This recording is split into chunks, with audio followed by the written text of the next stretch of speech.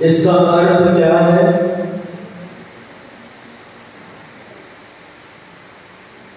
भवावर्ते, संसार रूपी आवर्त में, आवर्त में जो समुद्र होता है अथवा नदी होती है और उसमें जब पूर आ जाता है नदी में तो जो बीच बीच में से नदी का दिखाई देगा, क्या बोलते हैं आप लोग? भौरा। उसको आवर्त बोलते हैं। भवावर्ते यानी संसार रूपी इस भौरे में, आवर्त में भ्रमण करते हुए मैंने क्या किया? जिन भावनाओं को भाया है और जिसके कारण से संसार रूपी भौरे में, भ्रमण में पड़ा हुआ मैं आज तक दुख का अनुभव कर रहा हूं, ऐसे भावों को अब मैं नहीं भाता, नहीं भाऊंगा। जिन भावों के कारण से, जिन भावनाओं को भाने से आज तक मैं संसार में परिभ्रमण कर रहा हूं, संसार रूपी आवर्त में गोते लगा रहा हूं, ऐसी भावनाओं को अब मैं नहीं भाऊंगा।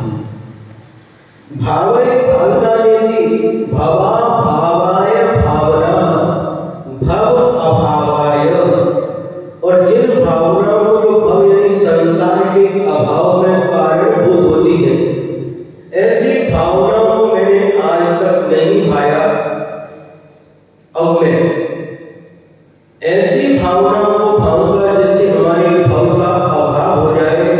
भव यानी संसार, अभाव यानी अभाव होगा तो क्या होगा? मोक्ष की प्राप्ति होगी, तभी तो संसार का अभाव होगा। तो जिन भावों को भाकर के मैं आज तक संसार में परिभ्रमण कर रहा हूं, संसार में भटक रहा हूं, ऐसी कौन सी भावना है जिनको मैं भाकर के आज तक संसार में भटक रहा हूं? तो भावनाएं मिथ्यात्व की भावना, असंयम की भावना, पाप की भावना, ये संस्कार हमारी आत्मा के ऊपर पड़े हैं। इन्हीं भावों को भाते भाते हम संसार चक्र में परिभ्रमण कर रहे हैं। ऐसी संसार में घुमाने वाली, संसार में डुबोने वाली ऐसी भावनाओं को मैं छोड़ता हूं। और जिन भावनाओं से संसार का अभाव होता है, संसार का नाश होता है, ऐसी कौन सी भावना है? तो जो कुछ भावनाएं आप भा रहे हैं, 12 भावना है, 16 कारण भावना है, आत्म तत्व की भावना है, मोक्ष की भावना है। इन भावनाओं को आज तक मैंने नहीं भाया है, लेकिन अब मैं आज से इन भावनाओं को भाता हूं।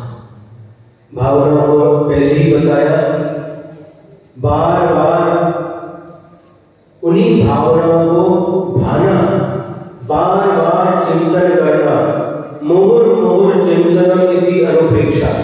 बार बार एक ही विषय को लेकर के बार बार उस भावना के द्वारा आत्मा को भावित करना, इसका नाम भावना होता है। तो ये 16 कारण पर चल रहा है। जो भव्यात्मा दर्शन विशुद्धि के साथ इन भावनाओं को भाता है, शेष भावनाओं में से कोई भी भावना को भाता है, तो वह क्या करता है? तीर्थंकर प्रकृति का बंध करता है। तीर्थंकर किसे कहते हैं? तीर्थम करोति इति तीर्थंकर, जो तीर्थ को करते हैं, मतलब जो तीर्थ चलाते हैं, तीर्थ के प्रवर्तक होते हैं, उन्हें तीर्थंकर कहते हैं। ऐसे तीर्थंकर प्रकृति जो महापुण्य प्रकृति है, 8 कर्म हैं और उसके 148 भेद हो जाते हैं।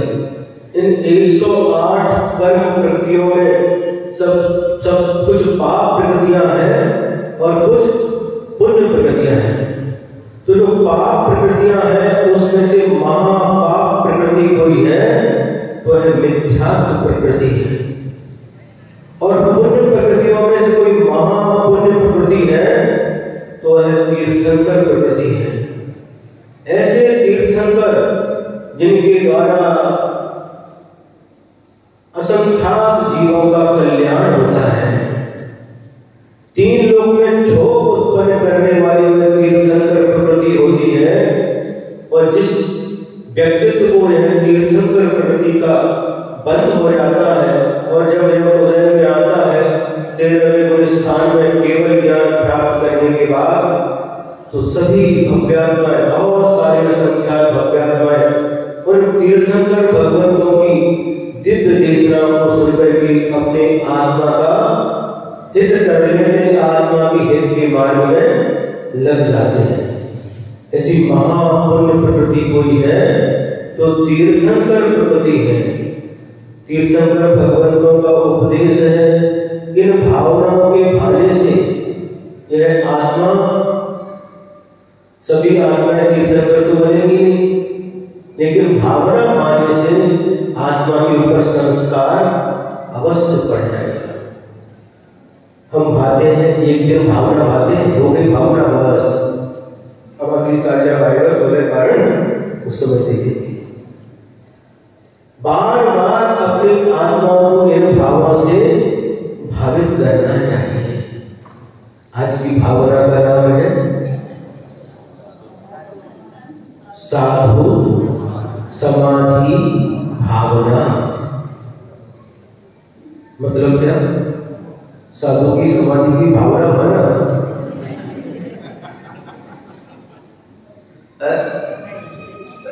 साधु की समाधि हो ऐसी भावना भावना क्या अर्थ है? साधु और समाधि ये दो शब्द हैं। साधु का अर्थ क्या होता है? बहुत से लोगों को ये पता नहीं है। लोग बोलते हैं रमो लोरे सौ साधुनम। लोक में जितने भी साधु परमेष्ठी हैं उन सबको मेरा नमस्कार हो। तो आज जैन समाज में कितने ही लोग ऐसे हैं जिनको अभी साधु की परिभाषा भी मालूम नहीं है। उसमें लिखा ना, यदि उनसे पूछो लमो लोए सबको साधुनम इसका अर्थ क्या है, तो कहेंगे लोग में जितने भी साधु संत हैं,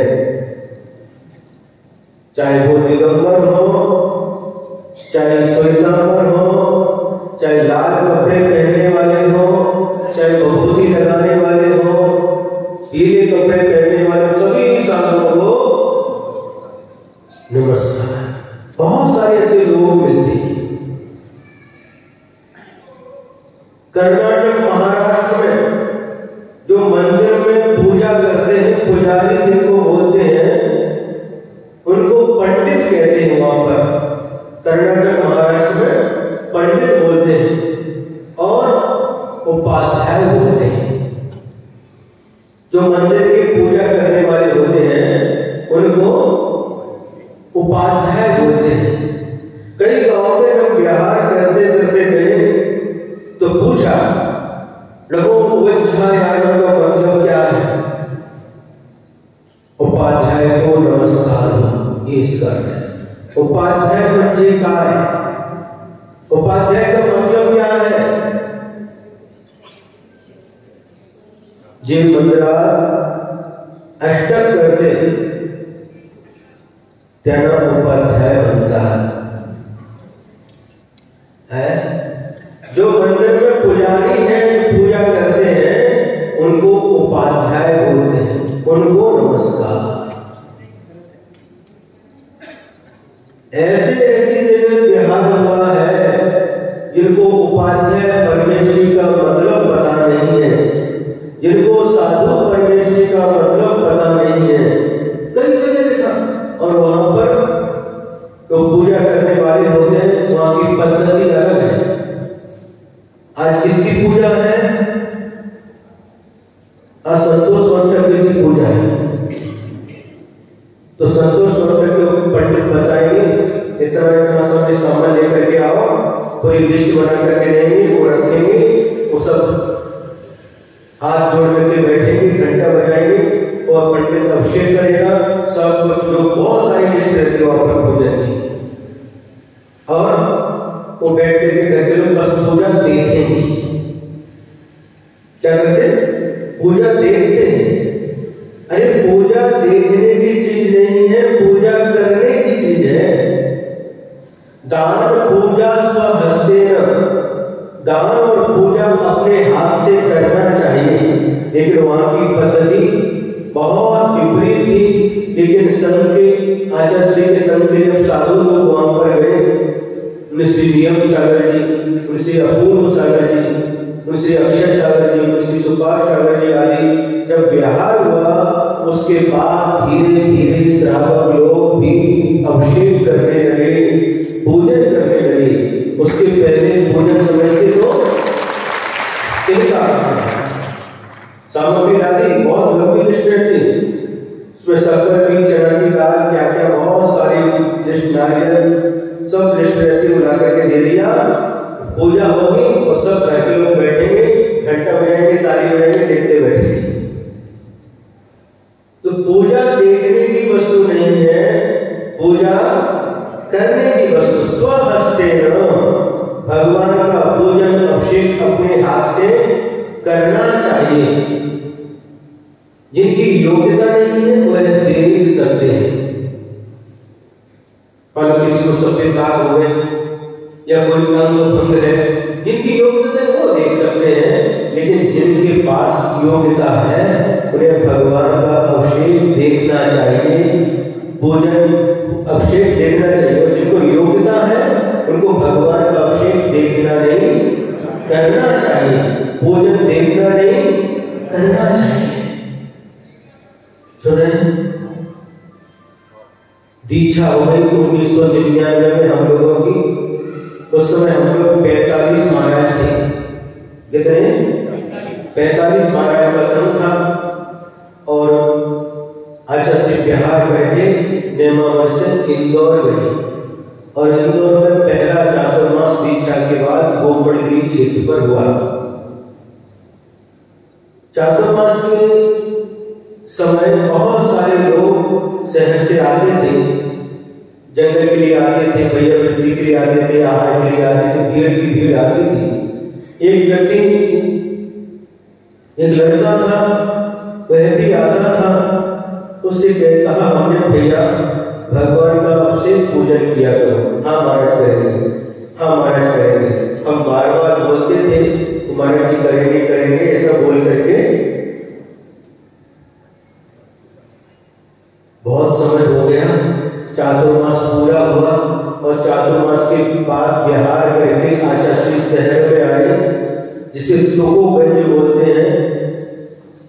शहर का स्थान था, समोस्वरण मंदिर था, वहां पर समोस्वरण विधान हुआ और 8-10 दिन तक वहां पर रुकना हुआ।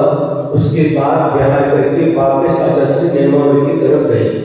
वह भी आया, फिर भी बोला उसको भैया जिन भगवान का अभिषेक पूजन किया करो। महाराज अभी शादी को 1 ही साल हुआ है, नई शादी हुई है, थोड़ा समय बीतने दो, बाद में हम जरूर करेंगे। ठीक है, बिहार हो गया, नेमावर में पहुंच गए और नेमावर में पहुंच करके अभी 1 महीना नहीं हुआ था, वह बालक हो या वह व्यक्ति 25-26 की उम्र थी और आया और आकर के नमोस्तु किया और फूट फूट करके रोने लगा कि भाई क्या हुआ। तो 15-20 मिनट तक तो रोता रहा और उसके बाद कहता है महाराज जी आप बार बार कहते थे कि भगवान का अभिषेक पूजन किया करो, लेकिन मैं कहता था बाद में करूंगा, बाद में करूंगा, लेकिन अब मैं भगवान का अभिषेक करने के लायक नहीं बचा। क्या हुआ? उसने अपना शर्ट खोल करके निकाला तो यहाँ पर सफेद दाग हो गया। हाँ सुन रहे हैं? तो जब तक हमारे पास में यह योग्यता है, जब तक हमारा शरीर स्वस्थ है और जब तक हमारे भाव उज्जवल है अथवा उज्जवल बनाने के लिए हमें यह कार्य धार्मिक अनुष्ठान पूजा आदि करना चाहिए। कल का पता नहीं कल क्या होगा। तो अब हम भी कुछ नहीं कर सकते। अब तुम भगवान का अभिषेक चाहो तो भी नहीं कर सकते। जब तक योग्यता है, जब तक हमारे पास में क्षमता है, तब तक यह कार्य करना चाहिए। हम कह रहे थे तो वहां दक्षिण में उपाध्याय मतलब जो पुजारी रहते हैं वो उपाध्याय बोलते हैं। और कई व्यक्तियों से पूछते हैं तो उनका यही उत्तर रहता है कि उपाध्याय है। उपाध्याय परमेश्वर जी मंदिर के पुजारी, उनको नमस्कार, इसका अर्थ है। और नमो लोहे सब साधु, तो लोक में जितने साधु हैं सबको नमस्कार। ऐसे लोग हमारे समाज में हैं जिनको नमोकार मंत्र का अर्थ भी पता नहीं है। और अर्थ भी पता है तो साधु, कौन से साधु को इसने नमस्कार किया है, कौन से उपाध्याय परमेष्ठी होते हैं जिन्हें नमोकार मंत्र में नमस्कार किया है, इतना भी पता नहीं है। क्योंकि आज साधु समाधि भावना है, तो पहले हमें समझना है कि साधु कौन है। चतारी मंगलम, संसार में 4 मंगल है। अरिहंता मंगलम, अनंत परमेष्ठी हमारे लिए मंगल स्वरूप है। सिद्धा मंगलम, सिद्ध परमेष्ठी मंगल भूत है। साधु मंगलम, साधु भी हमारे लिए मंगल स्वरूप है। और केवली पर्णतम धम्मम, केवली पर्णतो धम्मो मंगलम, केवली भगवान के द्वारा कहा गया धर्म भी मंगल है। कितने मंगल हो गए? 4। लेकिन इसमें एक विशेषता है, जहां पर साधु मंगलम कहा है उसमें किसको लेना? उसमें 3 परमेष्ठी आ जाते हैं। साधु एक कॉमन शब्द है। साधु यहां पर कहा है तो यहां पर आचार्य परमेष्ठी भी आते हैं, उपाध्याय परमेष्ठी भी आते हैं और साधु परमेष्ठी भी आते हैं। पंच परमेष्ठी में अरिहंत भगवान कहलाते हैं, जो सकल परमात्मा है, शरीर सहित होते हैं। कल का अर्थ होता है शरीर, स यानी सहित, जो शरीर से सहित है वह सकल परमात्मा अरिहंत भगवान कहलाते हैं। और दूसरे होते हैं निकल परमात्मा, नी का अर्थ होता है रहित, कर यानी शरीर, जो शरीर से रहित होते हैं वह निकल परमात्मा कहलाते हैं। वह कौन से परमेष्ठी हैं? जो शरीर से रहित हैं। सिद्ध परमेष्ठी, सिद्ध परमेष्ठी हमें आंखों से दिखाई नहीं देते, उनके हम दर्शन नहीं कर सकते, किंतु विश्वास के माध्यम से, श्रद्धा की आंख से हम उनको स्मरण करके नमस्कार करते हैं। उन शुद्ध आत्माओं को, सिद्ध आत्माओं को नमस्कार करते हैं। तो अरिहंत भगवान और सिद्ध भगवान कहलाते हैं। आचार्य परमेष्ठी, उपाध्याय परमेष्ठी और साधु परमेष्ठी, ये 3 परमेष्ठी गुरु की कोटि में आते हैं, ये गुरु कहलाते हैं। अब इनमें से जो साधु कहा है, जो मंगल है, तो उसमें आचार्य परमेष्ठी भी है, उपाध्याय परमेष्ठी भी है और साधु परमेष्ठी है। साधु शब्द कोमल है। साधु का जो स्वरूप है वह दिगंबर है, पीछी कमंडल है, रत्नत्र है। 28 मूल जो साधु के हैं वह किसके पास? वह तीनों के पास नहीं है। आचार्य परमेष्ठी के 36 मूल गुण हैं, उपाध्याय परमेष्ठी के 25 मूल गुण हैं। इनके पास भी साधु के 28 मूल गुण रहेंगे। सुने, उपाध्याय परमेष्ठी के 25 मूल गुण कौन से? 14 तो क्या वो 28 मूल का पालन नहीं करेंगे? 5 महाव्रत, 5 संधियां, 5 इंद्रिय विरोध, 6 आवश्यक, 7 शेष गुण नहीं पालन करेंगे? वो तो सभी पालन करेंगे, लेकिन ये जो पद है विशेष कार्य के लिए है। उपाध्याय परमेष्ठी जो होते हैं स्वयं भी शास्त्रों का अध्ययन करते हैं और शिष्य समूह को भी शास्त्रों का अध्ययन कराते हैं। उसी प्रकार आचार्य परमेष्ठी होते हैं, वह भी इन्हीं मूल गुणों का पालन करते कि नहीं? ये समझी है कि उनके पास देख करके चलते कि नहीं? भाषा समझी से बोलते कि नहीं? है 5 समझियां हैं, 5 महाव्रत केशवश करते कि नहीं? करेंगे। तो साधु पद जो होता है कोमल होता है। जो साधु का स्वरूप है, साधु के गुण है, वह तीनों परमेष्टि के पास में होते हैं, लेकिन विशेष गुण उनके और अलग से होते हैं। 36 गुण उनमें, 25 गुण उनमें कहीं भी अलग से नहीं दिए, लेकिन जो आचार्य हैं, उपाध्याय, वो साधु तो होते ही। तो सबसे पहले हमें ये समझना है, जो साधु शब्द है वह अपने दिगंबर समाज में रमो लोए सर्व साधुरम, तो लोक में जितने भी साधु परमेष्टि हैं उनको नमस्कार हो। इसका अर्थ क्या है?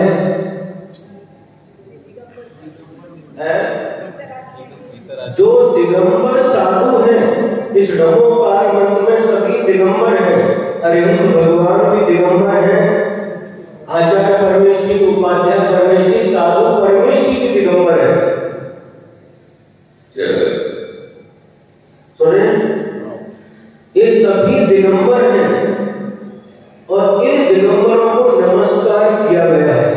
जब हम नमो लोए सर्व साधुरम बोलते हैं तो 6वें गुण स्थान से लेकर के 12वें गुण स्थान तक के सभी साधु इसमें गर्वित हो जाते हैं। सभी साधु परमेष्टि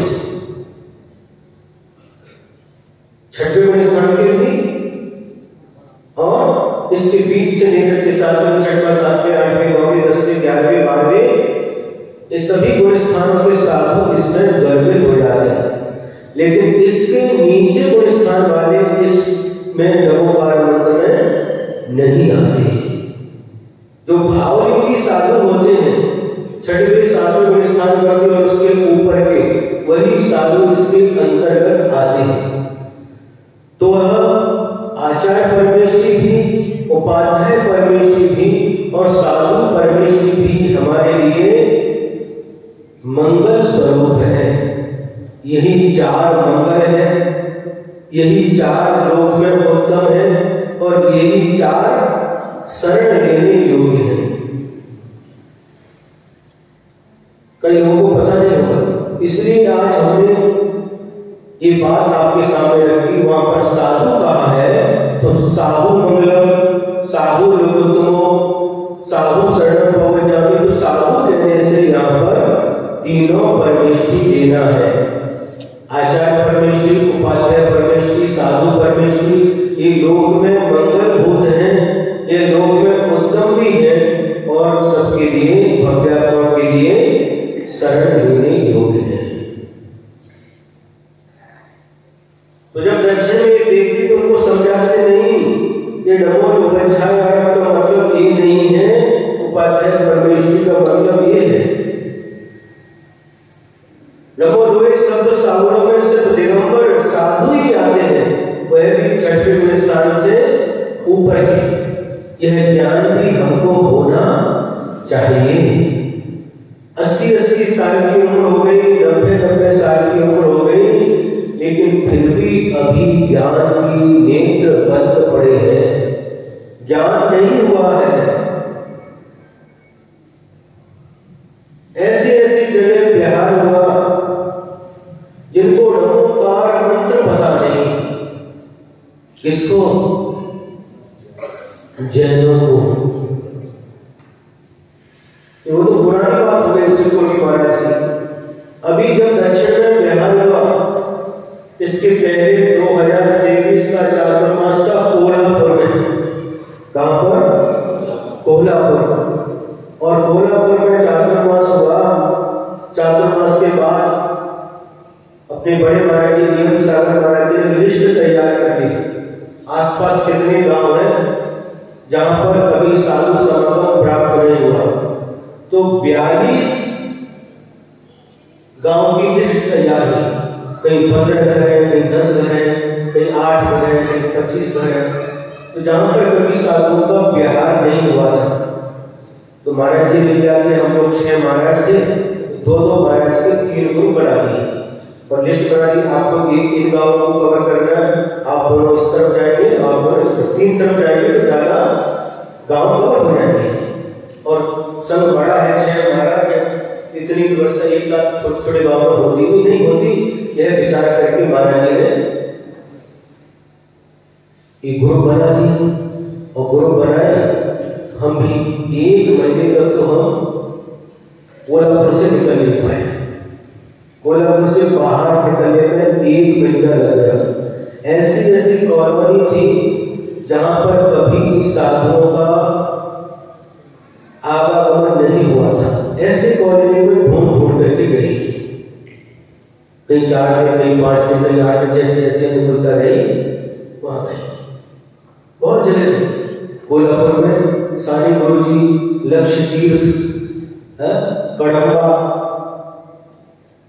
और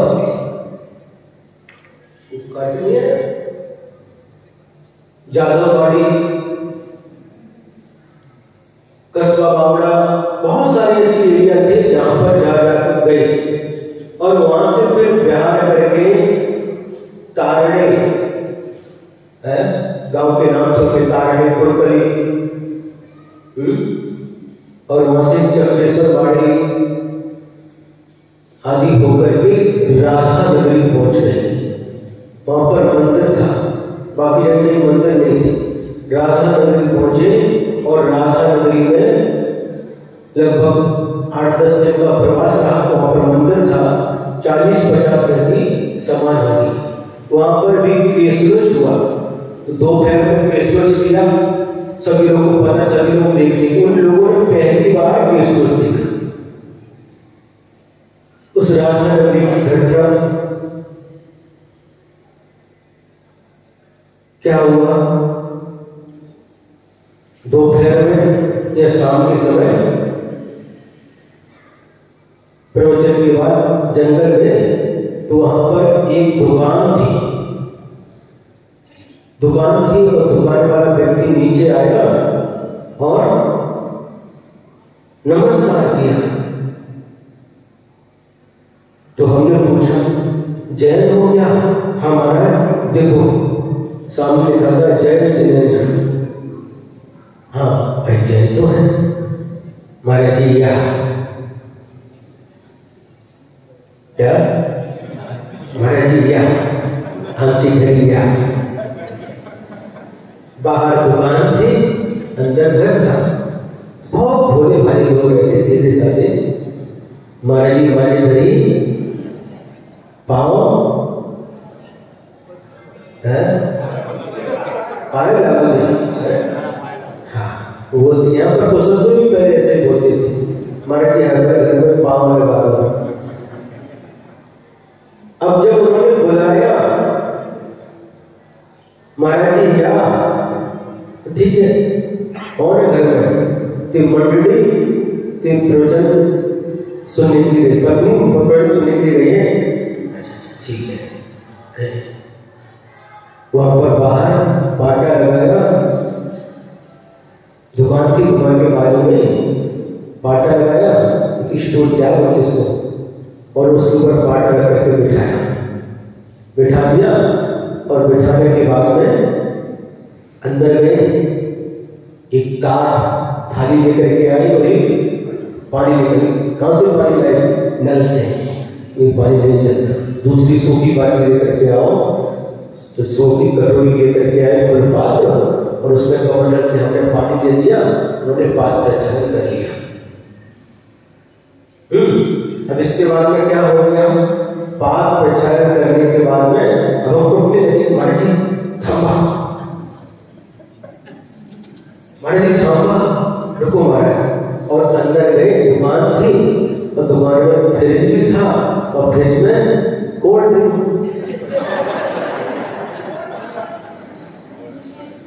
इस सब से क्या बोलेंगे हमको? तो दोनों हाथ में एक एक बोतल लेकर के आ गए।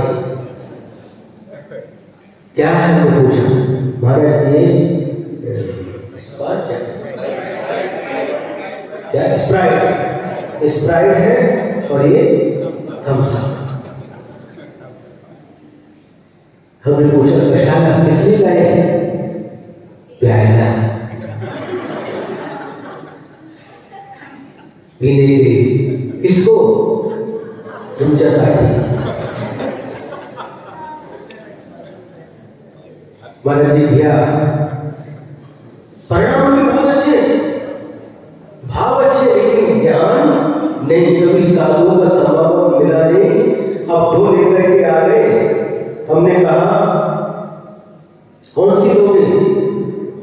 लेकिन के भाव देखें मन जे तुम्हारा बैठे दिख गया।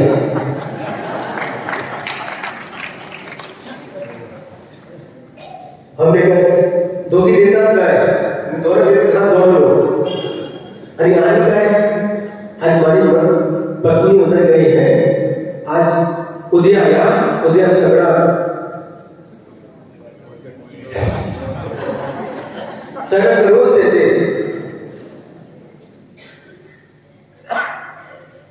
मन में ऐसे लोगों को देख करके दया भी आती है, करुणा भी आती है।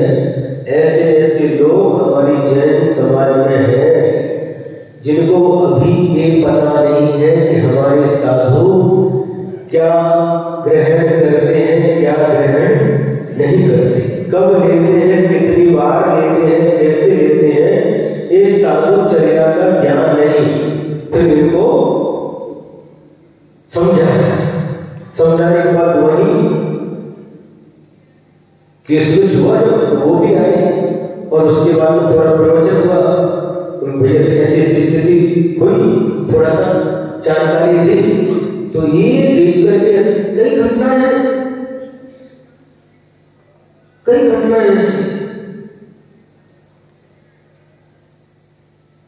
धीरे धीरे सुनाएंगे, एक साथ नहीं सुनाएंगे सब।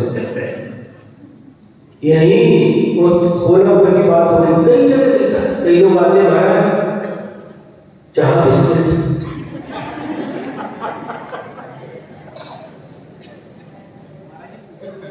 सुनो तो महाराज चाय बिस्किट लेकर के आ जाते हैं। और कई बार तो अजय व्यक्ति लेकर के आए, इतना आश्चर्य नहीं, उसको पता नहीं है। एक बार जा रहे थे, बिहार करते करते कई सैकड़ों बार घटना घटी। एक व्यक्ति आया और डब्बा लेकर के, क्या भैया, महाराज जी पेड़े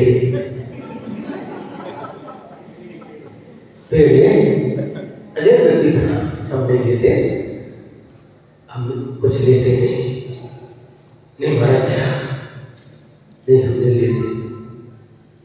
लेकिन देने के भाव रहते हैं, उनको चर्या पता नहीं है, लेकिन देने के भाव है, ये मुख्य है। एक बार बिहार करके हम लोग आ रहे थे इधर से लातूर की तरफ, जब बिहार कर रहे थे, लातूर तरफ जा रहे थे, तो बिहार कराने की सांगली के लोग साथ में थे, हाँ, और कुछ बच्चे भी थे, 8-10 लोग साथ में चल रहे थे। सुबह सुबह की बात है और थोड़ी सी धूप हो गई, बीच में रुक करके बैठते आते हैं। एक रसवंती थी, क्या थी? रसवंती मतलब जहाँ पर गर्मी का रंग मिलता है, और वहां पर लिखा था ठंडगार उसाचा रस मिले, ऐसे लिखे, भूल गए, उसको पता नहीं। इतने ठंडगार उसाचा रस मिले, रसवंती थी, बड़ी थी, ऊपर ग्रीन कलर का बैठ लगाए का पेड़ था, और वहीं पर पाटा डाल दिया, हम बैठ गए, विश्राम करने लगे। और उसके पास थोड़ी ही पास दूसरी रसवंती थी, छोटी सी थी, इससे बहुत बड़ी थी, इससे बहुत छोटी थी। और जैसे ही बैठे तो वो दूसरे वाला पास वाला था, वह हाथ में बिस्लरी पानी की कितनी 3-4 बोतल लेकर के आए, 2 बोतल लेकर के आए महाराज जी, क्या पानी, गर्मी का समय था, महाराज जी चल करके आए हैं। लेकिन उनके भाव देखिए, उनको ज्ञान नहीं है अपने धर्म का, साधु लेते हैं, उनको पता नहीं, और भाव से लेकर के आए, चल करके आए, महाराज थक रहे हैं, तो पानी तो कम से कम, क्योंकि हम नहीं लेते नहीं महाराज, क्या हम ही शुद्ध शाकाहारी आए, हम शुद्ध शाकाहारी महाराज, आप लोग पानी तो नहीं लेते। समझाया 24 घंटे में एक बार ही अन्न जल ग्रहण करते हैं। तो क्या किया उन्होंने, वह बोतल जो पानी की लाई थी, जो साथ में चलने वाले थे, उनको दे दिया। और उनको दे दिया, उसके बाद में मशीन अच्छा ताजा रस निकाला, उन्होंने गन्ने चुन करके रस निकाला, और उस रस निकाल करके जो 8-10 लोग थे जो हमारे साथ चल रहे थे, उन सबको बुलाया और सबके लिए वह गिलास भर भर के गन्ने का रस दिया, और भी गिलास खाली हुआ तो और भी भर भर करके दिया। सुन रहे हैं? जय नहीं है तो कुछ पता नहीं, न हमारी पहचान है उनको, न वो जो सामने चलने वालों की पहचान है, लेकिन भाव देखिए। और सब लोगों ने रस दिया, कुछ पैसा निकाल करके देने लगे तो उन्होंने पैसे नहीं दिए।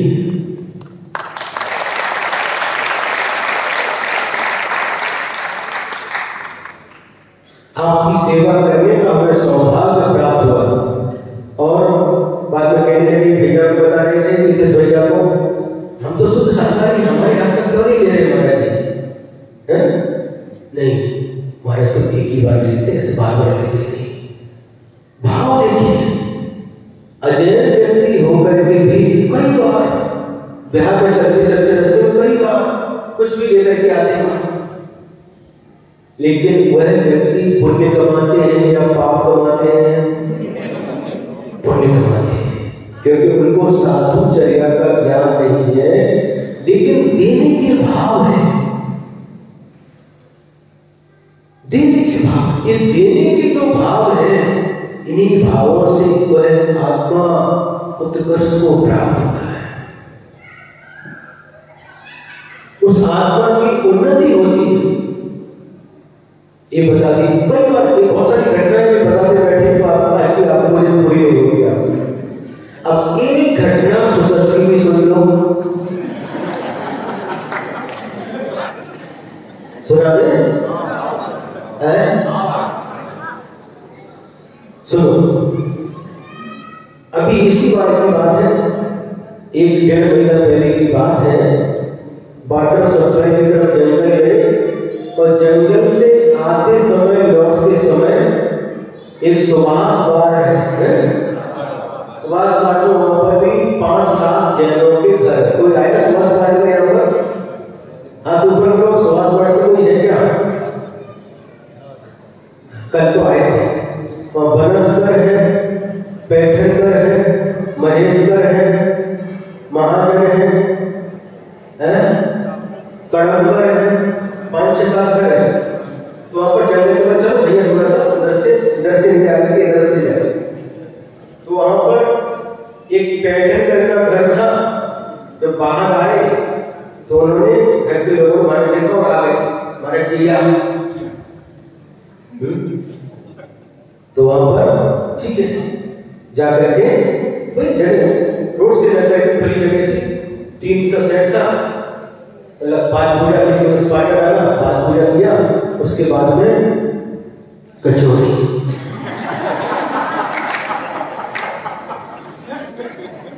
उनका व्यापार कचौड़ी और पानी पूरी,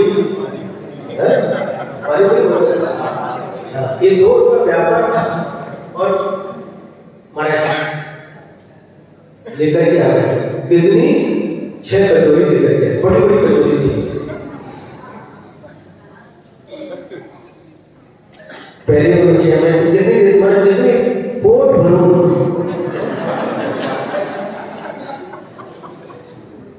उनकी माँ भी थी 75 साल की, उनकी माँ पैठन जैन है। अब उनसे कहा भैया एक कितने के आते हैं? 20 रुपए के, 15 रुपए के, 4 कितने के? 60 रुपए। हमारे पास पैसा नहीं है। जो साथ में चलने वाले थे उनको कहा वो कुछ बोलने वाले, बोलो मत, क्या हो रहा है देखने दो। मारे नहीं, बीच में कोई बोला नहीं, सब बात जब क्या करते तो देखने दो, भाव तो पढ़ते दो हमको। मारे 15 रुपए की एक देते हैं, और जब उसमें दही और चटनी डालते हैं तो 20 रुपए की होती है। अभी हमारे चटनी तैयार नहीं हुई, फजीत हुई, भाई तुमने आपसे पैसा कौन मांग रहा है, आपसे पैसा नहीं चाहिए, आप तो तुम्हें भक्त आशीर्वाद दिया।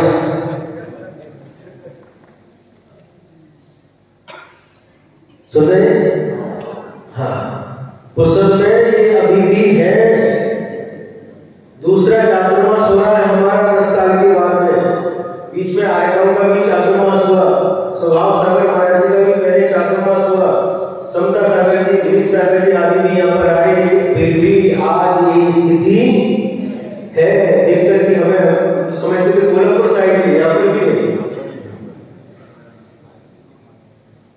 कैसे था? उन्होंने बैग में लिया, पाटा डाला, पेट में डाल करके सामने देख रहे थे होता क्या है। भाव तो समझ में आते रहना चाहिए इनके। फिर सब लोग वहां पर उनके और लोग भी आ गए, इकट्ठे होकर उनको समझाया, कभी मंदिर आया करो, है ना, अपने साधु की चर्या क्या होती है कुछ भी उनको पता नहीं है, लेकिन भोले प्राणी रहते हैं, बस आए हैं तो मैं साधु अतिथि है, अतिथि देवो भव, अतिथि देव होता है, इनका सत्कार करना। ऐसी बहुत सारी घटनाएं हैं जो जैन समाज में जन्म लेने के बाद भी अपने साधु का स्वरूप क्या होता है, साधु की चर्या क्या होती है, साधु किसे कहते हैं, ये कुछ भी पता नहीं है। तो अपने यहाँ पर जो साधु शब्द आया है, आत्मानम साधयति इति साधु, जो अपनी आत्मा की साधना करते हैं, रत्नत्रय की आराधना करते हैं, अपने मूल गुणों का पालन करते हैं, उन्हें साधु कहते हैं।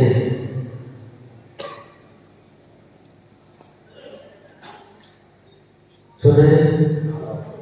तो ऐसे जो साधु होते हैं, रत्नत्रय के धनी होते हैं, बाहर से लगता है कि इनके पास कुछ भी नहीं है, लेकिन अंदर में इनकी जो प्रसन्नता होती है, जो आनंद होता है, वह आनंद आप लोगों को कभी भी प्राप्त नहीं हो सकता।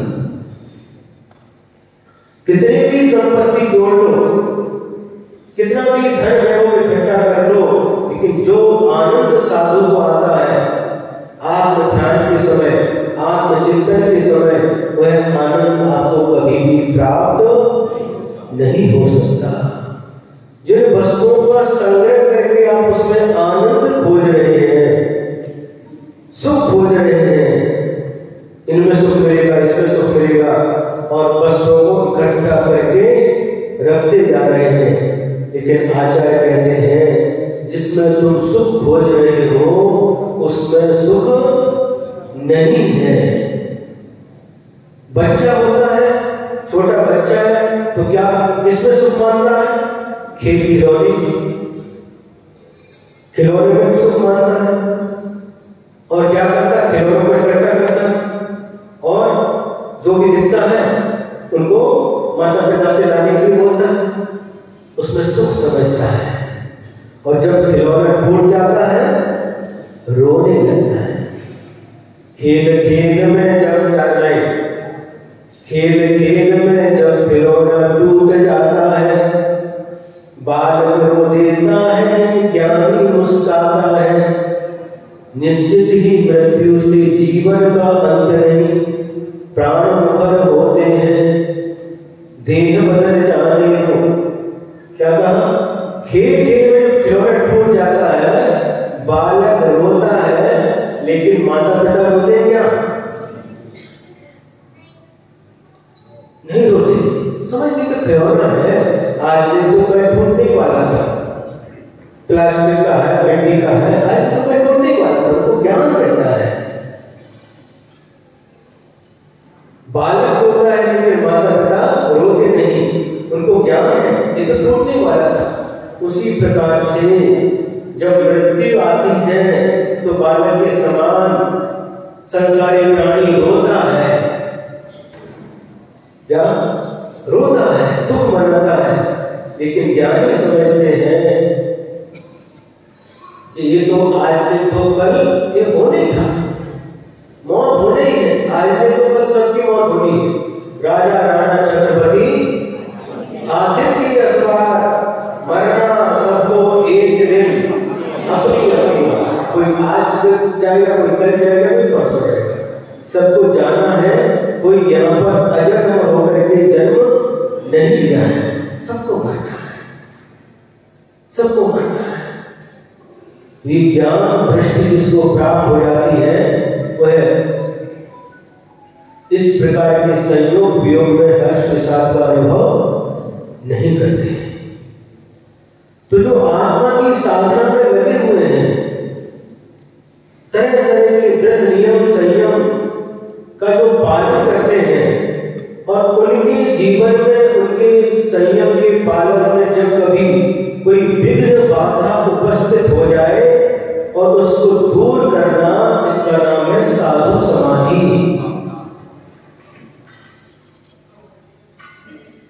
साधु की समाधि कराना।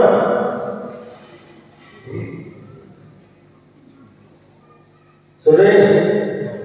जब साधु के जीवन में व्रत संयम के पालन में तब में कोई विघ्न बाधा उपस्थित हो जाए तो उसको मन वचन काय से तन धन से उसको दूर करना, इसका नाम है साधु समाधि। साधु जीवन में विघ्न आते कि नहीं? विघ्न मतलब क्या? अंतराय। विघ्न कर्म अंतरायस्य। अतीत काल में किसी के लिए विघ्न किया, इस जीवन में हमारे जीवन में भी विघ्न आते हैं, उसको कहते हैं अंतराय। तो जब साधु के जीवन में विघ्न बाधाएं आए, उनकी चर्या के पालन में कोई बाधा उपस्थित हो तो उसको दूर करना, इसका नाम है साधु समाधि। समाधि के भी कई अर्थ होते हैं, साधु के भी कई अर्थ। तो साधु को जो साधु बता दिया, सज्जन पुरुष को भी साधु कहते हैं। सज्जन पुरुष को साधु कहते हैं कि नहीं? रत्नकर्णी श्रावकाचार्य में मोह तिमिराप हरणे दर्शन लाभा दवाप्त संज्ञान राग द्वेष निवृत्ति चरणम प्रतिपद्यते साधु। वहां पर साधु कहाँ है? राग द्वेष की निवृत्ति के लिए साधु, यानी साधु नहीं, सज्जन पुरुष चारित्र को अंगीकार करते हैं। मोह रूपी तिमिर के नाश हो जाने पर, सम्यक दर्शन प्राप्त हो जाने पर, सम्यक ज्ञान प्राप्त हो जाने पर, मोह तिमिरा हरणे दर्शन लाभा दवाप्त संज्ञान, दर्शन सम्यक दर्शन सम्यक ज्ञान प्राप्त हो गया है, उसके बाद राग द्वेष निवृत्ति, राग द्वेष को दूर करने के लिए चरणम प्रतिपद्यते, चरण में चारित्र को अंगीकार करते हैं। कौन? साधु। साधु वहां पर साधु तो प्रचारित क्या रहेंगे? साधु वहां पर सज्जन पुरुष। तो समाधि का अर्थ अंत समय में प्राय करके लोगों को पता है, मरण के समय जो होती है, इस देह का विसर्जन होता है, उसका नाम समाधि होती है। साधु का मरण हो गया, साधु की समाधि होती है। ध्यान का नाम भी समाधि है? हाँ, ध्यान का नाम भी समाधि है। तो यहां पर जो अर्थ है ना, समाधि, साधु समाधि मतलब साधु के व्रत नियम संयम के पालन में कोई विघ्न आए तो उसको दूर करना, यह साधु समाधि कहलाती है। और ये करने से क्या होता है? साधु की चर्या निर्विघ्न चलती रहती है और उसका जीवन, किसका जीवन? साधु का जीवन हम सब के लिए सोपर कल्याण के लिए कारण होता है। यदि देखो विघ्न बाधा आई, आपने दूर नहीं की, तो आप लोग भी ज्ञान से वंचित होंगे, धर्म ध्यान से वंचित होंगे, और साधु भी धर्म ध्यान से, धर्म ध्यान तो चलेगा लेकिन जैसा करना चाहिए वैसा नहीं कर पाएंगे। एक छोटी सी घटना आपके सामने रखते हैं।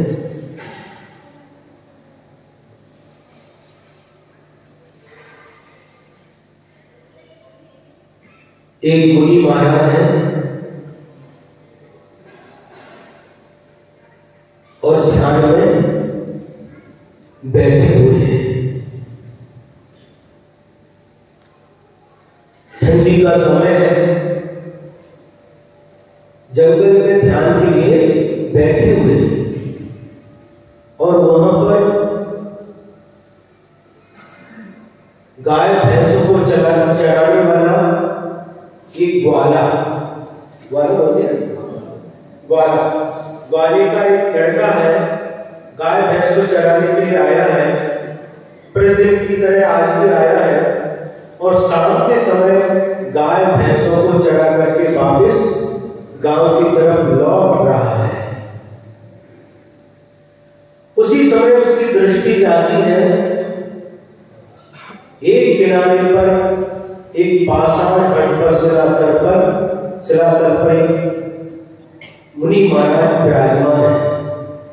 उसको पता नहीं है ये साधु है और उनको देख करके सोचता है, अरे इतनी ठंडी है, मैं सोचता था कि मैं ही सबसे ज्यादा गरीब हूं। अरे मेरे शरीर पर तो फटे पुराने कपड़े तो हैं, इनके शरीर पर तो वो भी नहीं है, ये तो हमसे भी ज्यादा गरीब है, दरिद्र है। ऐसे विचार उसके मन में उत्पन्न हुए और जब ये विचार उत्पन्न हुए तो देखता है कि आखिर क्या करते हैं। हमारे पास तो घर है, घर में जाकर के हम दरवाजा खिड़की बंद करके और ओढ़ करके सो जाते हैं। ये कहां पर सोते होंगे, क्या बिछाते होंगे, क्या ओढ़ते होंगे, ऐसे प्रश्न उसके मन में उठने लगे। इसके मन में ग्वाला के वो बच्चा था उसके मन में। अब उसने क्या किया, वही रुक गया, देखते हैं क्या करते हैं, कैसे रात बिताते हैं, ठंडी का समय है। और रुक गया तो देखता है धीरे धीरे रात होने लगी। सूर्य डूबने के बाद अंधेरा फैलने लगा और वह देख रहा है कि बिल्कुल रात बढ़ती जाती है। जैसे जैसे रात बढ़ती जाती है वैसे वैसे ठंडी भी बढ़ती जाती है। और ये देखता वो ठिठुर रहा है, शरीर उसका क्या हो रहा है, कांप रहा है। इतनी ठंड में बैठे रही तो बहुत गरीबी, कहीं भी नहीं गई। हम सोच रहे थे कहीं चले जाएंगे, जहां पर ये जाएंगे, जहां पर ये सोएंगे, हम भी वहां पर जाकर के विश्राम करेंगे। लेकिन ऐसी कड़ी ठंडी में भी ये बैठे हुए हैं। उसकी मन में कहा, अब क्या उपाय किया जाए जिससे इनकी ठंडी दूर हो जाए। देखिए अंदर के भाव, और उसको एक उपाय समझा। जंगल तो था ही, वहां गया और लकड़ियों को बीन बीन करके चुन चुन करके इकट्ठा कर लिया। इनको लकड़ियों को, सूखी लकड़ी पड़ी थी, उनको इकट्ठा करके लाया और एक जगह ढेर बना लिया। और महाराज जी के सामने उसने पत्थर को घिस करके अग्नि पैदा की और अग्नि जला दी। और रात भर बैठ करके जैसे अग्नि बुझने को होती उसमें लकड़ी डालता रहता। रात भर ये काम करता रहा, एक एक लकड़ी उसमें डालता डालता अग्नि जलती रहती, जिससे जो ठंडी थी वह कम होने लगी। महाराज को, ये जो भी बैठे हैं महात्मा पुरुष, इनकी ठंडी कम हो, इस भावना से वह रात भर जागता रहा, एक एक लकड़ी डालता रहा। सुन कि नहीं, ग्वाला है, जैन नहीं है। जैन नहीं है, जैन धर्म किसका? जैनियों का। गलत बात है, गलत बात है। एक तत्वार्थ सूत्र में एक सूत्र आता है, परस्परोपग्रहो जीवानाम। तो गुरुदेव ने एक बार इसकी व्याख्या करते हुए बहुत सुंदर बात कही थी। परस्परोपग्रहो जीवानाम माने एक दूसरे के ऊपर उपकार करना, यह जीव का उपकार है। माता पिता बच्चे के ऊपर उपकार करते हैं, पालन पोषण करते हैं। बच्चा, ये माता पिता का बच्चे के ऊपर उपकार होगा, बच्चा उनके लिए उपकार करता है, उनके ऊपर करता है कि नहीं? वृद्धावस्था में उनको संभालता है, उनका उपकार हो गया। तो बच्चों का माता पिता के ऊपर उपकार, माता पिता का गुरु बच्चों के ऊपर उपकार, गुरु शिष्य के ऊपर उपकार करते हैं, शिष्य गुरु के ऊपर उपकार करते हैं।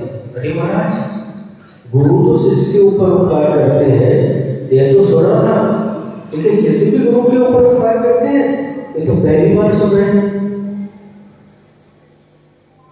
गुरु शिष्य के ऊपर उपकार करते हैं, शिक्षा देते हैं, दीक्षा देते हैं, मोक्ष मार्ग पर चलाते हैं। क्या करना क्या नहीं करना सब कुछ सिखाते हैं। जैसे माँ अपने बच्चे को सिखाती है, वैसे गुरु भी अपने शिष्यों को सिखाते हैं। तो ये तो गुरु का शिष्यों के ऊपर उपकार हो गया। अब शिष्य का गुरु के ऊपर उपकार कैसे होता है? तो शिष्य जो गुरु कहते हैं, जो गुरु आज्ञा देते हैं, उस आज्ञा का पालन जो शिष्य करते हैं, तो वह शिष्यों का गुरु के ऊपर उपकार होता है।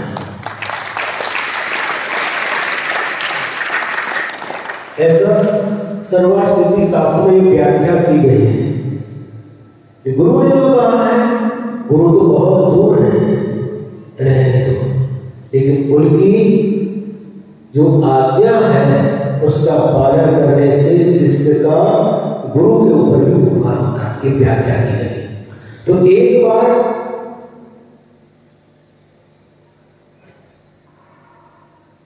क्या हुआ, आचार्य ने इस सूत्र की व्याख्या करते हुए बहुत अच्छी बात कही। इसमें परस्परोपग्रहो जीवानाम कहा है, परस्परोपग्रहो जैनानाम नहीं कहा। बहुत सुंदर। परस्परोपग्रहो जीवानाम कहा है,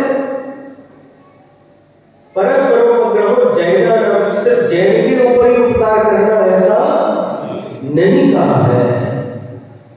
कितनी सुंदर व्याख्या की, कितना सुंदर चिंतन आचार्य का कि जैनों का एक दूसरे ऊपर, जैनों के ऊपर उपकार करना नहीं, जीव के प्रति उपकार करना, प्राणी मात्र के प्रति उपकार करना।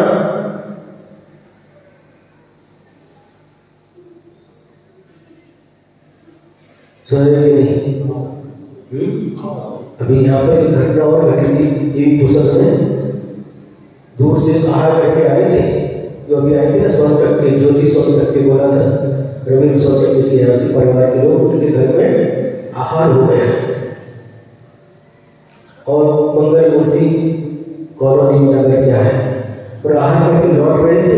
वहीं पर राजेंद्र आहट जी में आ गए, ससुर जी की तबीयत खराब आ रही, थोड़ा सा समझने के लिए उधर से गए और वहां से निकल करके वहां पर गए, उनको थोड़ा संबोधन किया, निकल करके आ रहे थे तो वहीं पेड़ के पीछे किसी की आवाज आई, नमस्कार महाराज, नमस्कार महाराज, नमस्कार महाराज। आवाज आ रही थी, ये आवाज कहाँ से आ रही है? थोड़ा सा दृष्टि डाल करके देखा, एक वृद्ध महिला लेटी हुई थी पर और नमस्कार महाराज, नमस्कार महाराज। हमने पूछा कौन है? उन्होंने कहा मुस्लिम है। मुस्लिम है? हाँ। और कहने लगी नमस्कार महाराज, भूख लगी है, भूख लगी है, हमको भूख लगी है, भूख लगी है।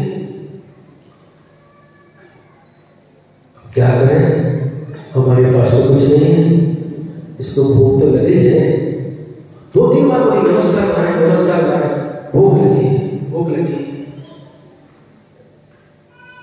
तो छोड़ने के लिए आए, कैलाश के थे साथ में, भैया भूख लगी है, भोजन मांग रही है, देख लो।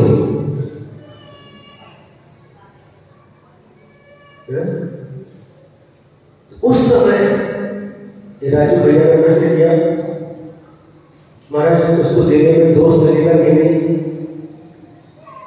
कि वो तो मुस्लिम है, तो जिंदा रहेगी तो और हिंसा करेगी, क्या करेगी पता नहीं। अभी तो भूखी है, भोजन मांग रही है, अभी उसको भोजन देना हमारा कर्तव्य है। क्या मांग रही है? 4 रोटी है, पेट भर के भोजन, भोजन करेगी, आगे हो सकता है उसकी परिणाम बदल जाए, हमेशा के लिए शाकाहारी बन जाए।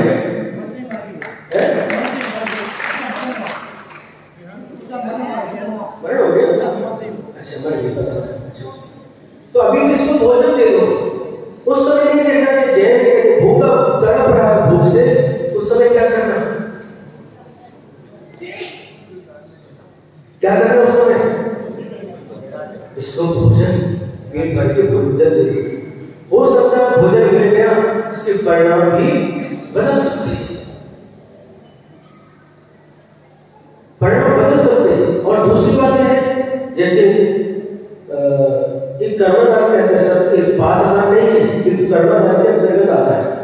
हमने को उदाहरण दिया, बिल्ली उसको दूध रोटी दे दिया तो जीवों की हिंसा नहीं करेगी, एक दृष्टिकोण ये भी हो सकता है।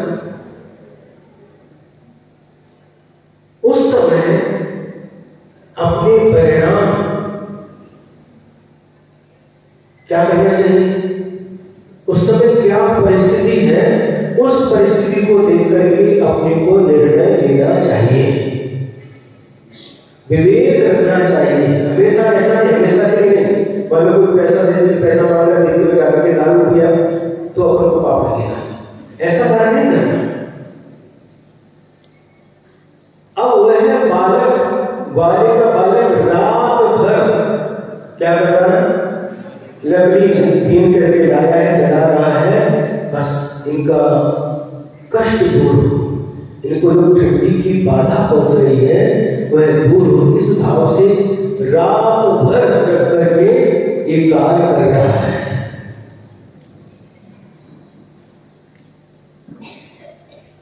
जैसे ही प्रातः काल होता है, मुनि महाराज का ध्यान टूटता है और उनको नमस्कार करता है। कौन? वह ग्वाला नमस्कार करता है, मुनि महाराज उसको आशीर्वाद देते हैं और नमो अरिहंतारम ऐसा मुख से उच्चारण करते ही धीरे धीरे धीरे, जैसे एरोप्लेन, एरोप्लेन हवाई अड्डा से धीरे धीरे ऊपर उठ जाता है, उसी प्रकार से वह मुनि महाराज भी, चारण वृत्तिधारी मुनि महाराज थे, धीरे धीरे आकाश मार्ग से ऊपर चले गए। यह दृश्य देख करके वह ग्वाला आश्चर्यचकित हो गया, अरे ये तो आकाश में चल रहे हैं, अरे जो इनके मुख से निकला इसी का प्रभाव होगा। नमो अरिहंतारम, नमो अरिहंतारम, इतने उसने सुन लिया था और हमेशा उसने यह नियम कर लिया, जब भी उठते बैठते कभी भी काम तो नमो अरिहंतारम, नमो अरिहंतारम इतना बोलता रहता था। अब क्या हुआ, उसका जो क्रम था वह चलता रहा, प्रातःकाल गाय भैंसों को लेकर के आता, चढ़ाता और शाम को वापस लेकर के घर चला जाता। एक दिन की बात है, बारिश का समय था और एक जो गाय भैंस थी उसमें से एक गाय का बच्चा नदी में गिर गया। नदी में गिर गया तो उसको बचाने के लिए वह ग्वाला भी नदी में कूद गया और जब नदी में कूदा वहां पर एक लकड़ी का, जो पेड़ की लकड़ी रहती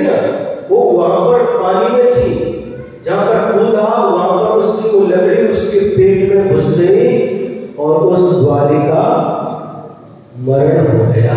प्रभु को हिंदुस्तान कहकर के कूदा था। अब क्या हुआ? उस जीव ने मिथ्या को नहीं छोड़ा था, लेकिन जो साधु की सेवा की थी और नमो हरिहंताण के मंत्र का उच्चारण करता था, इसके फल से उसने मनुष्य आयु का वध किया और मरण करके उस नगर के सेठ के घर में उसका जन्म हो गया। नगर का सबसे बड़ा जो सेठ था उसके यहाँ ही इसका जन्म हो गया। देखिए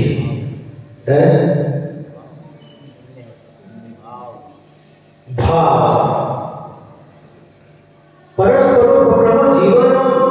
एक जीव किस प्रकार से मुनि महाराज ने उन्होंने क्या किया, उनको कोई विघ्न बाधा ना आए, उनकी सर्दी भी दूर हो, इस भावों से रात भर वह उनकी ठंडी को दूर करने के लिए लकड़ी जलाता रहा। और उस समय उस जीव ने कैसा पुण्य कर्म का बंध किया, 700 पुण्य कर्म का बंध किया, तो मरण करके सेठ पुत्र का, ग्वाली का लड़का है का सेठ के घर में पुत्र बन गया। ये घटना पढ़ी आपने? नहीं पढ़ी? पढ़ो। उस ग्वाली का नाम था सौभग। ऐसी बहुत सारी घटनाएं शास्त्रों में पढ़ने को मिलती हैं, जिन घटनाओं को पढ़ करके हमें बोध होता है, ज्ञान होता है किस प्रकार से हमें अपने जीवन में अपना कल्याण करने के साथ साथ दूसरों के कल्याण के बारे में भी सोचना चाहिए। साधुओं का जीवन आत्म कल्याण भी करता है, अपना कल्याण भी करते हैं, और जो भव्य प्राणी उनकी शरण में आ जाते हैं उन भव्य आत्माओं का भी कल्याण हो जाता है। तो ऐसे स्वपर कल्याण में लगे हुए साधुओं के जीवन में व्रत तप आदि पालन में कभी कोई बाधा उपस्थित हो तो हमें उसको दूर करना चाहिए। यही साधु समाधि भावना है।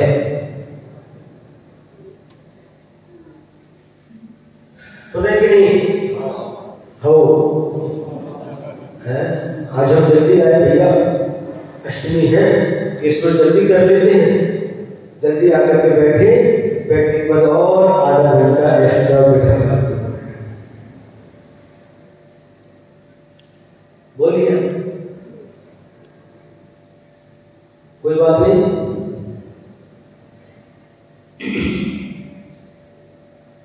तो हमें क्या करना है? महाराज पूजन बोर्ड करो, पूजन करना, अभिषेक करना। पहले क्या होता था, ये अभिषेक करने वाले आते थे और अभिषेक करते ही ठीक उस देर से चले जाते थे। उनके भैया तो मामला गड़बड़ है। अब क्या करना? अब अभिषेक किए बिना तो ये जाएंगे नहीं। पहले प्रवचन करेंगे, बाद में अभिषेक।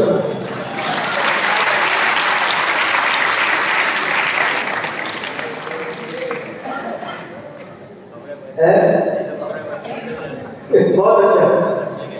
आप लोग आहार देते हैं, आहार देते समय कैसा लगता है आपको? बहुत अच्छा लगता है और देने की भावना रहती है। देते हैं आप, बहुत आनंद के साथ देते हैं, देते नहीं हो, और बहुत आनंद आता है। इसी प्रकार हमारी भी देने की इच्छा रहती है। वैसे तो आते नहीं, दुकान चलता रहता है। अरे भैया पर्यूषण का पर्व है, समय निकाल करके आए, उनको देना भैया। तो ग्राहक को कैसे चलाना, कैसे, वो सब हमको आचार्य श्री गुरु महाराज ने सब सिखाया है।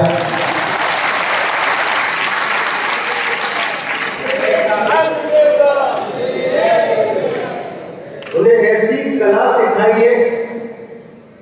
क्या उन्हें कहा, देखो दुकानदारी करना, से दुकान चलाना है और जितना प्रॉफिट होगा सब तुम्हारा, हमको कुछ नहीं चाहिए।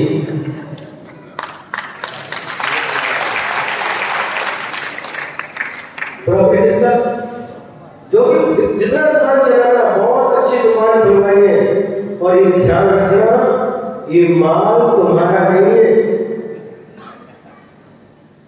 ये माल हमारा है, हमारा भी नहीं है, ज्ञान सागर महाराज जी का है। ज्ञान सागर महाराज जी का भी नहीं, शांति सागर महाराज जी का है।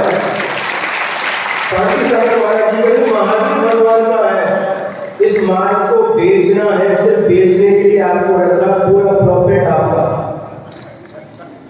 तो अच्छे से दुकान चलाना।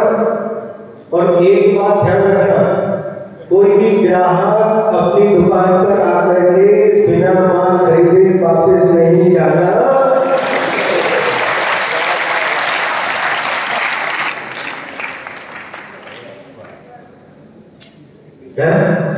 यदि मान लो आपके कपड़े की दुकान है और कोई एक ऐसा ग्राहक आ गया, भैया ये दिखाओ वो दिखाओ, 50 खान नीचे निकाल निकाल के दिखाए, आधा घंटा गया तो बाद में देखा कि बाल देखते हैं।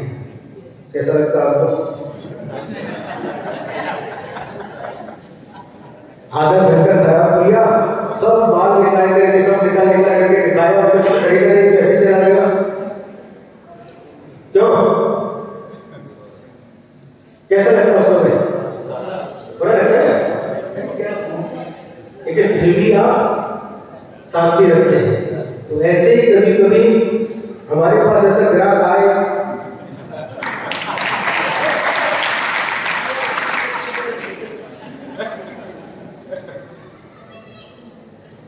समय तो ले और कुछ भी खरीद करके रह जाए तो, लेकिन गुरु जी का ऐसा आशीर्वाद है, ऐसी कला सिखाई है, हमारे पास से कोई भी ग्राहक खाली नहीं जाता।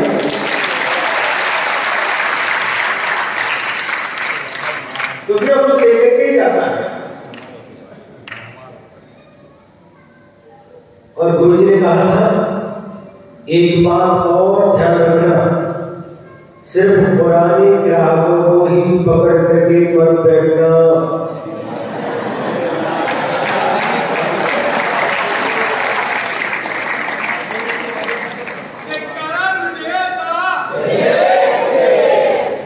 नए ग्राहकों की संख्या भी बढ़ाते रहना। कस्टमर, पुराने कस्टमर, जो पुराने ग्राहक हैं उनको छोड़ना नहीं, ऐसा नहीं उनको छोड़ करके नए ग्राहक बढ़ाना। जो पुराने ग्राहक बने हैं उनको छोड़ना नहीं है, किंतु उनसे ही संतुष्ट नहीं रहना, नए ग्राहक बढ़ाते जाना। सुने कि नहीं? 2014 में आए थे तो बहुत सारे ग्राहक हमारे परमानेंट ग्राहक रहते हैं, बराबर है कि नहीं? वो ग्राहक तो है ही, लेकिन 14 के ग्राहक में हमें गुरु जी की बात उतने से संतुष्ट नहीं रहना, पुरानों को छोड़ना नहीं, नयों को और जोड़ते जाना। वही काम हम कर रहे हैं। गुरु की आज्ञा है, गुरु का आशीर्वाद है, और हमें कभी भी कोई परेशानी होती है, हमेशा हमारा व्यापार सक्सेस रहता है।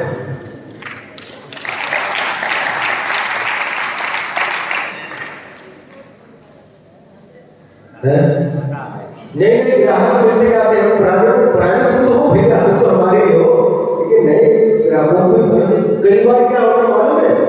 एक ग्राहक दूसरे ग्राहक को बना करके लाता है, तो उस समय बहुत खुशी होती है।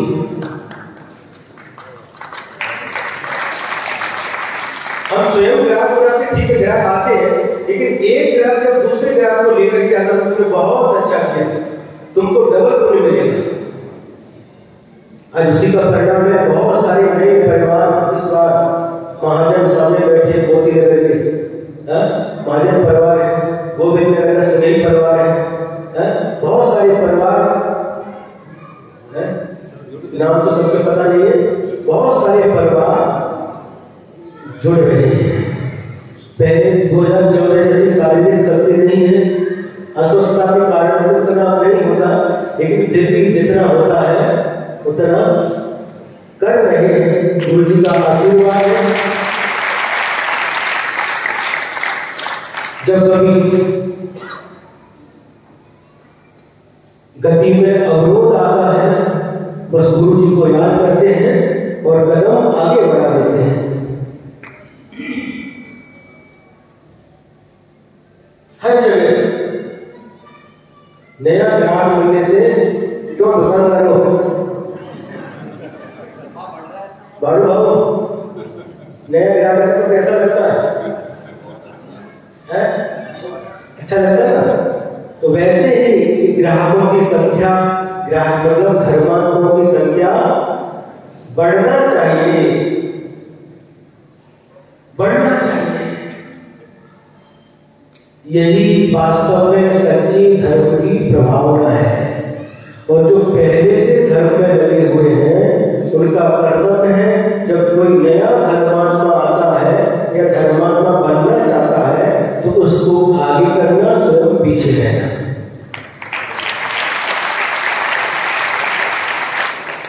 अभिषेक का समय हो उसके हाथ में कलश देना, आप हाथ लगाना। लोग क्या करते हैं, कलश पर तुम हाथ लगा, नहीं आया उसको कलश पकड़ा, उसके हाथ से उसको प्रोत्साहित करो।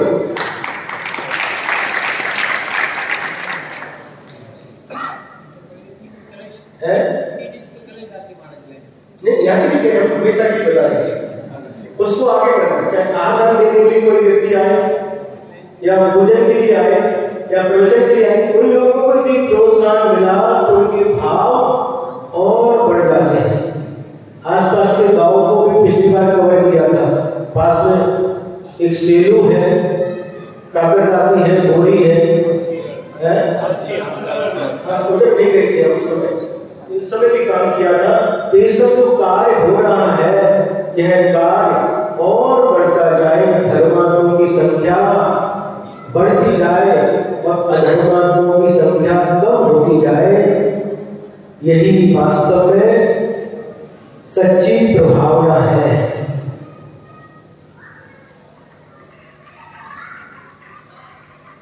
समय है, समय बहुत कम रहता है, लेकिन हम एक एक समय का, एक एक मिनट का उपयोग करते हैं। और आपको भी इसी प्रकार एक एक मिनट का उपयोग करना चाहिए। अपने परिणामों को दिन प्रतिदिन उज्ज्वल बनाते रहना चाहिए, निर्मल बनाते रहना चाहिए। और जैसे जैसे हमारी परिणाम निर्मल बनते जाएंगे, हमारे अंदर की कलुषता जैसे जैसे समाप्त होती जाएगी, वैसे वैसे ही हमारी आत्मा की उन्नति होती जाएगी। हमारी आत्मा की भी उन्नति हो और हमारे साथ साथ और जो है, हम भी किसी की आत्मा की उन्नति में निमित्त बने। कभी किसी के आत्मा की अवनति में निमित्त नहीं बने, किसी के अहित में निमित्त नहीं बने, किंतु सबके हित में निमित्त बने। ऐसा प्रयास सबको करना चाहिए। आज देखो कितनी दुकान पर कितनी भीड़ है।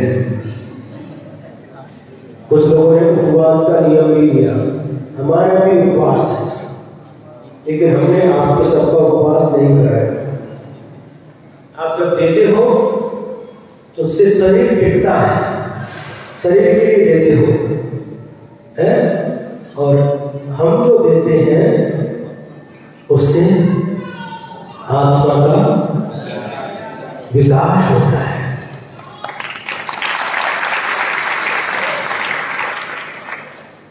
ये हमारा नहीं, पहले बता दें, जो कुछ भी यहाँ पर दिया जा रहा है ये सब गुरु महाराज की कृपा का प्रतिफल है। जो कुछ भी उन्हें सिखाया वही सब हम आपको बताते हैं।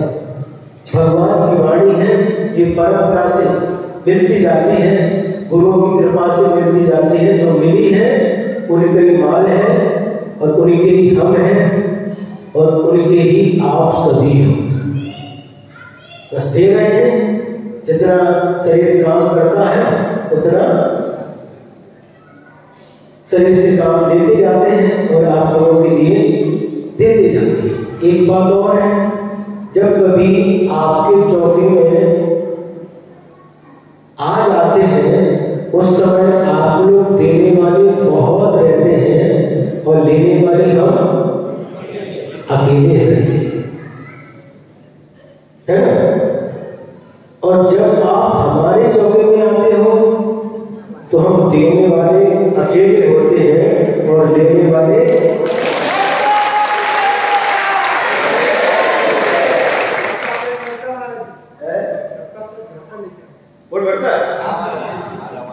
अपना सोचने के बोले महाराज सबका पेट भरता है, पेट भरे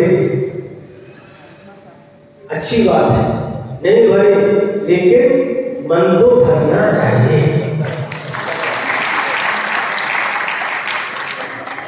हम कभी भी देने में कंजूसी नहीं करते। देखा कभी आपको 10 साल से आप हमको जानते हैं, हम आपको जानते हैं, कभी देखा? कभी हम कंजूसी नहीं करते। आप लोग लेने में भले कंजूसी करो लेकिन हम देने में कभी भी कंजूसी नहीं करते, दिल खोल करके देते हैं।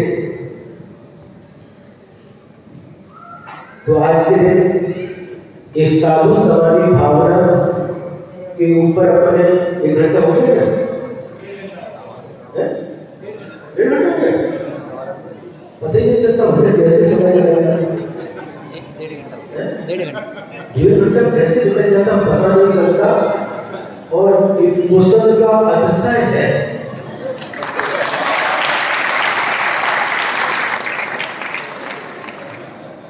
पुस्तक का अतिशय है कि पुस्तक बालों का अतिशय है कि मुझे पता नहीं, निकल गए थे यहाँ से प्यार करते करते नागपुर के लिए जाना था चातुर्मास के लिए, और क्या अतिशय हो गया, 65 किलोमीटर आगे जाने के बाद वापस लौट करके पुस्तक आ गई।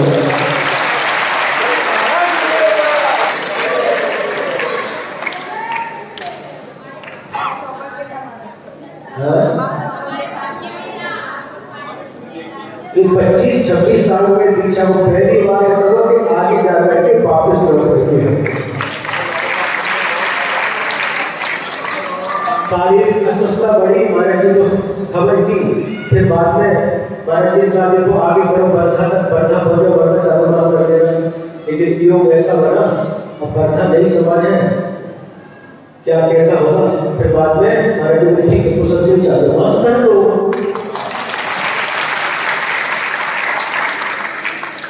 तो सब वाला लई आवड़ते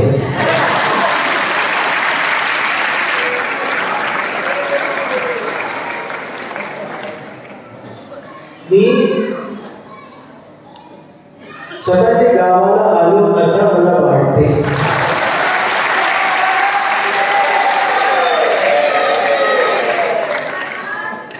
मी माझे घरी आलो, माझे गावाला आलो असं मला वाटते।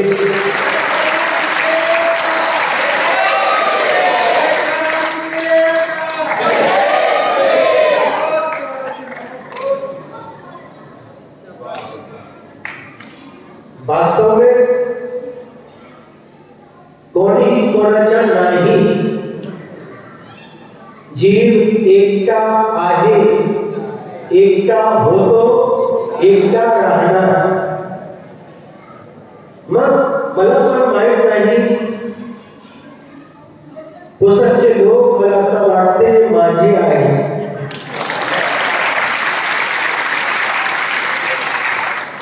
आणि मी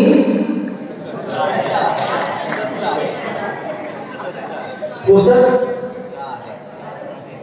बाळगा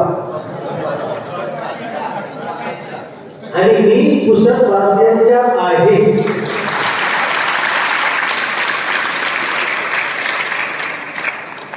असं कसाला होतो मला पण माहित नाही। पहली बार आए थे जब 2013 में आचार्य सिंह के साथ रामटेक में चातुर्मास हुआ था, और वहां से जब बिहार करके कालिया, अमरावती, मुक्तागिरी, भातुरी वगैरह बिहार हुआ, जब चातुर्मास का समय आया तो तो आचार्य ने 3 नाम दिए थे चातुर्मास के लिए, एक पुस्तक, एक रिशोड, एक डोरगांव। और उस समय पुस्तक कभी नाम, तीनों नाम के कभी नाम सुने नहीं थे। और पुस्तक धीरे पता नहीं कैसा काम है, पुस्तक चातुर्मास के दिया है, लेकिन जब पुस्तक में आए तो पुस्तक के हो गए।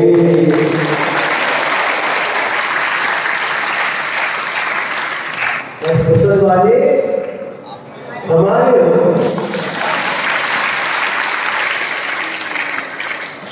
तो पुस्तक वालों में जो अपनापन देखने को मिला, जो आत्मीयता देखने को मिली, वो बहुत अद्भुत है। ये परिणाम हुआ था, यहाँ से गए कई महीनों बीतने के बाद भी जिंतूर तक पहुंचे। तो पुस्तक में जब से आई है तब से ऐसा पुस्तक ही जिंतूर निकलते नहीं था, पुस्तक ही निकलता था। और जब भी ये लोग नांदेड़ में भी बराबर आते रहे, बिहार करते करते हम लातूर, सोलापुर इत्यादि, सोलापुर, लातूर ओके नांदेड़ भी बराबर आते रहे, तो एक अलग प्रसन्नता होती है।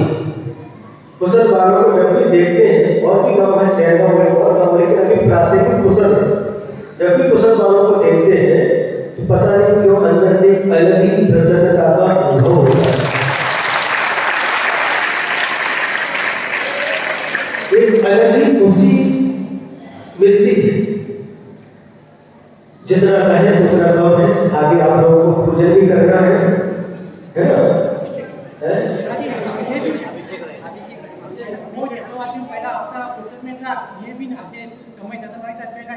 हाँ, ये भी कैसा योग बना, आचार्य से अलग होने के बाद भी पहला चातुर्मास कुशल में हुआ था, और आचार्य के समाधि के बाद भी पहला चातुर्मास कुशल।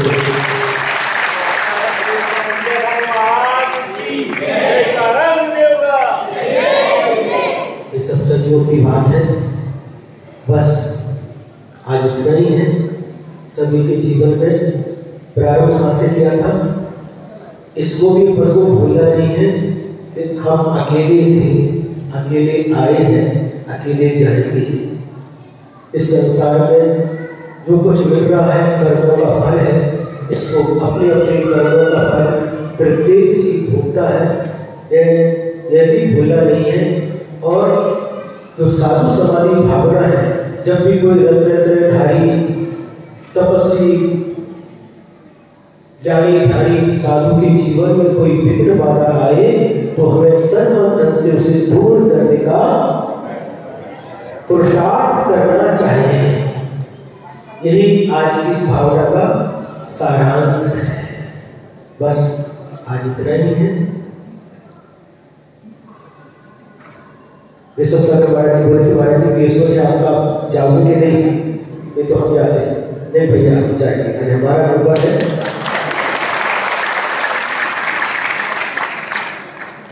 लोग बात पहाड़ बसले, हाँ, इससे हम जाएंगे, जैसा होगा जितना होगा अपना दे करके आएंगे। हमारा भले ही उपवास है, लेकिन आप लोगों को भर पेट